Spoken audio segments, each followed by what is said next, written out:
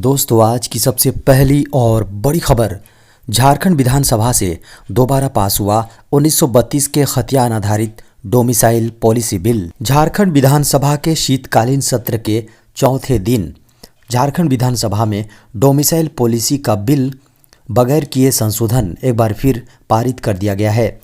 इसके अनुसार झारखंड में स्थानीयता यानी डोमिसाइल तय करने का आधार 1932 का खतियान होगा और झारखंड में 3rd एवं 4th ग्रेड की नौकरियों में झारखंड के डोमिसाइल यानी स्थानीय लोगों को 100% आरक्षण मिलेगा। इसके पहले यह बिल बीते वर्ष 11 नवंबर को झारखंड विधानसभा के विशेष सत्र में भी पारित किया गया था, लेकिन झारखंड के राज्यपाल ने अटॉर्नी जनरल की राय के साथ इसे लौटाते हुए पुनर्विचार करने को कहा था। सहारा के निवेशकों को पैसा लौटाने के लिए सरकार ने बताया ये प्लान। सहारा समूह से और धन हासिल करने और निवेशकों को लौटाने के लिए सरकार एक बार फिर उच्चतम न्यायालय का दरवाजा खटखटाएगी। सरकार ने राज्यसभा में यह बताते हुए कहा है कि 3 करोड़ निवेशकों ने कंपनी की सहकारी समितियों में फंसे 80,000 करोड़ रुपए के रिफंड की मांग की है। राज्यसभा में सहकारिता राज्य मंत्री BL वर्मा ने एक पूरक प्रश्न के उत्तर में कहा कि सहकारिता मंत्रालय ने निवेशकों के लिए एक पोर्टल शुरू किया है जहां वे सोसाइटियों में फंसे अपने राशि को प्राप्त करने के लिए आवेदन कर सकते हैं। उन्होंने कहा कि 3 करोड़ निवेशकों ने पोर्टल पर रजिस्ट्रेशन करा लिया है और 80,000 करोड़ रुपए वापस मांगे हैं। उन्होंने कहा, हमने 45 दिनों में निवेशकों का पैसा लौटाने की प्रक्रिया शुरू कर दी है और हमें 5,000 करोड़ रुपए मिले हैं। हम सभी निवेशकों को भुगतान करने के लिए और धन प्राप्त करने के लिए फिर से शीर्ष अदालत जाएंगे। झारखंड में हो रहे सहायक आचार्य नियुक्ति मामले में सीटेट अभ्यर्थियों को भी मिलेगा मौका। झारखंड उच्च न्यायालय ने एक मामले में बड़ा फैसला लिया है। झारखंड में 26,001 सहायक आचार्यों की नियुक्ति की चल रही प्रक्रिया में दूसरे राज्यों के टेट पास के साथ सीटेट अभ्यर्थी भी शामिल हो सकेंगे। उच्च न्यायालय ने इस निर्देश के साथ बुधवार को झारखंड में झारखंड शिक्षक पात्रता परीक्षा आयोजित करने और सीटेट को अर्हता में शामिल करने की मांग के लिए दाखिल याचिका निष्पादित कर दी।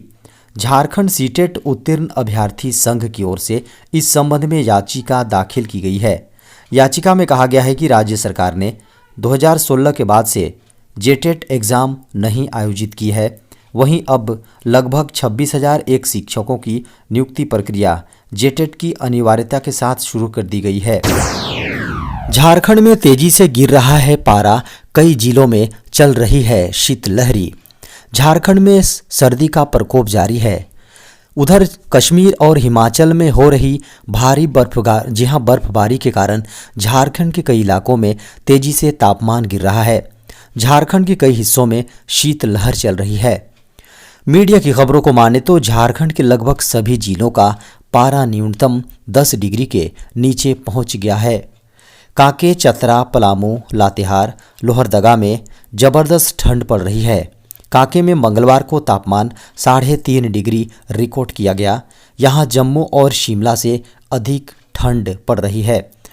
मीडिया की खबरों को माने तो मौसम विभाग के अनुसार अगले 2 दिनों तक मौसम इसी तरह रहेगा।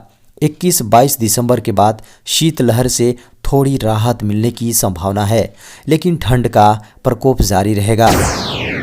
मुख्यमंत्री हेमंत सोरेन ने किया 80 उत्कृष्ट विद्यालय का शुभारंभ। झारखंड के मुख्यमंत्री हेमंत सोरेन ने मंगलवार को गुमला प्रखंड के मुरकुंडा छापर टोली, जी हां, गुमला जिले के मुरकुंडा छापर टोली में आपकी योजना आपकी सरकार आपके द्वार कार्यक्रम के दौरान 467 करोड़ की योजनाओं का शिलान्यास उद्घाटन किया। मुख्यमंत्री ने गुमला में आयोजित आपकी योजना आपकी सरकार आपके द्वार कार्यक्रम में मुख्यमंत्री हेमंत सोरेन ने 402 करोड़ रुपए की 105 योजनाओं का शिलान्यास एवं 64 करोड़ रुपए की 45 योजनाओं का उद्घाटन किया। 1,45,091 लाभुकों के बीच 204 करोड़ रुपए की परिसंपत्ति का वितरण किया। मुख्यमंत्री ने ट्वीट कर कहा कि यहाँ के दलित, आदिवासी, पिछड़े और अल्पसंख्यक के बच्चों को विदेश में उच्च शिक्षा के लिए 100% छात्रवृत्ति प्रदान कर रही है। वर्तमान में गुमला के 4 बच्चे विदेश में उच्च शिक्षा प्राप्त कर रहे हैं। राज्य में 80 उत्कृष्ट विद्यालय का शुभारंभ कर दिया गया है। लोकसभा में भारतीय न्याय द्वितीय संहिता 2023 पास। भारतीय न्याय द्वितीय संहिता 2023 लोकसभा में पारित हो गया है। केंद्रीय गृह मंत्री अमित शाह ने बुधवार को लोकसभा में कहा कि 3 आपराधिक कानूनों के स्थानों पर लाए गए विधेयक गुलामी की मानसिकता को मिटाने और औपनिवेशिक कानूनों से मुक्ति दिलाने की नरेंद्र मोदी सरकार की प्रतिबद्धता को दिखाते हैं। उन्होंने कहा, इस ऐतिहासिक सदन में लगभग 150 साल पुराने 3 कानून जिनसे हमारी आपराधिक न्याय प्रणाली चलती है, उन तीनों कानूनों में पहली बार मोदी जी के नेतृत्व में भारतीयता, भारतीय संविधान और भारत की जनता की चिंता करने वाले बहुत आमूलचूल परिवर्तन लेकर मैं आया हूँ। जनधन खाता को लेकर सरकार ने जारी किया बड़ा अपडेट। केंद्र सरकार की ओर से कई सरकारी योजनाएं चलाई जा रही हैं। जनधन योजना के बारे में तो आप सभी जानते ही होंगे। इस योजना का फायदा देश के करोड़ों लाभार्थी ले रहे हैं। वित्त मंत्रालय की ओर से जानकारी देकर कहा गया है कि इस योजना के तहत अब तक लगभग 51 करोड़ लोग लाभान्वित हो चुके हैं। मीडिया की खबरों को माने तो सरकार ने मंगलवार को जानकारी देते हुए कहा कि देश में प्रधानमंत्री जनधन योजना के लगभग 20% खाते निष्क्रिय हैं। वित्त राज्य मंत्री भागवत के कराड़ ने राज्यसभा में एक लिखित उत्तर में कहा कि 6 दिसंबर तक कुल 10.34 करोड़ निष्क्रिय पीएमजेडीवाई खातों में से 4.93 करोड़ महिलाओं के हैं। उन्होंने कहा कि बैंकों से मिले आंकड़ों के मुताबिक लगभग 51.11 करोड़ पीएमजेडीवाई खातों में से लगभग 20% खाते 6 दिसंबर तक निष्क्रिय थे। उन्होंने कहा है कि निष्क्रिय पीएमजेडीवाई खातों का प्रतिशत बैंकिंग क्षेत्र में कुल निष्क्रिय खातों के प्रतिशत के समान है।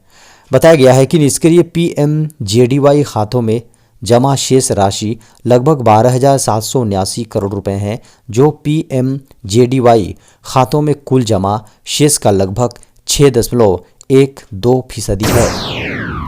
नियम तोड़ने वाले बैंकों पर आरबीआई सख्त लगाया लाखों का जुर्माना।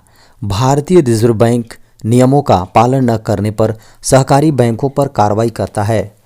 हाल ही में केंद्रीय बैंक ने एक बार फिर 5 कोऑपरेटिव बैंकों पर लाखों का जुर्माना ठोका है।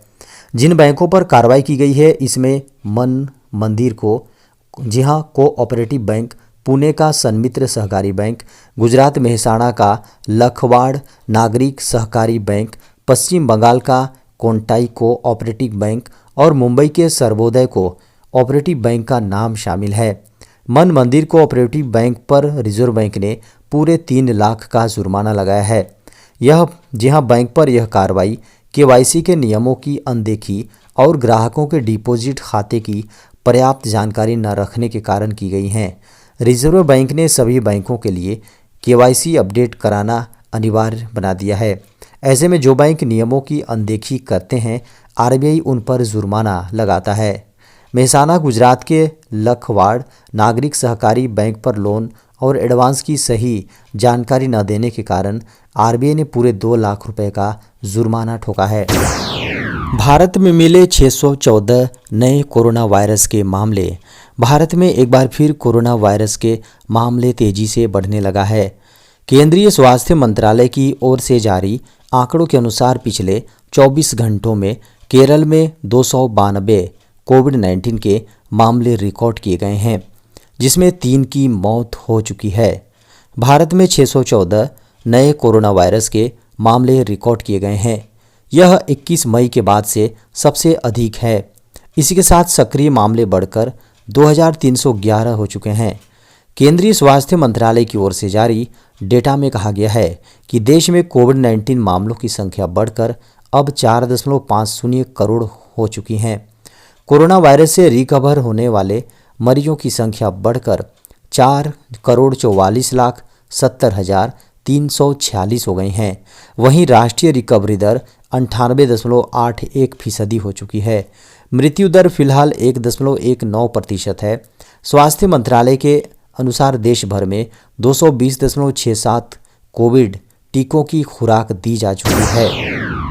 CGST से जुड़ा दूसरा संशोधन विधेयक राज्यसभा से पास। केंद्रीय वस्तु और सेवा कर दूसरा संशोधन विधेयक 2023 जो GST अपीलीय न्यायाधिकरण GSTAT के अध्यक्ष की ऊपरी आयु सीमा को मौजूदा 65 वर्ष से बढ़ाकर 67 वर्ष करता है और 10 वर्ष के अनुभव वाले अधिवक्ताओं को सदस्य बनने के लिए पात्र होने की अनुमति देता है। बुधवार को राज्यसभा से पारित हो गया। राज्यसभा ने सीमा शुल्क या उत्पाद शुल्क लगाने या बढ़ाने से संबंधित विधेयकों में प्रावधानों की सीमित अवधि के लिए तत्काल प्रभाव से प्रावधान करने के लिए करों का अंतिम संग्रह विधेयक 2023 पारित किया। यह विधेयक 19 दिसंबर को लोकसभा से पारित किया गया था। विधेयक में न्यायाधिकरण के सदस्यों के लिए न्यूनतम आयु 50 वर्ष तय की गई है। सरकार ने 15 सितंबर को GST अपीलीय न्यायाधिकरण की 31 पीठों को अधिसूचित किया था। हालांकि अन्य न्यायाधिकरणों की तरह अधिवक्ता इसके सदस्य बनने के पात्र नहीं थे।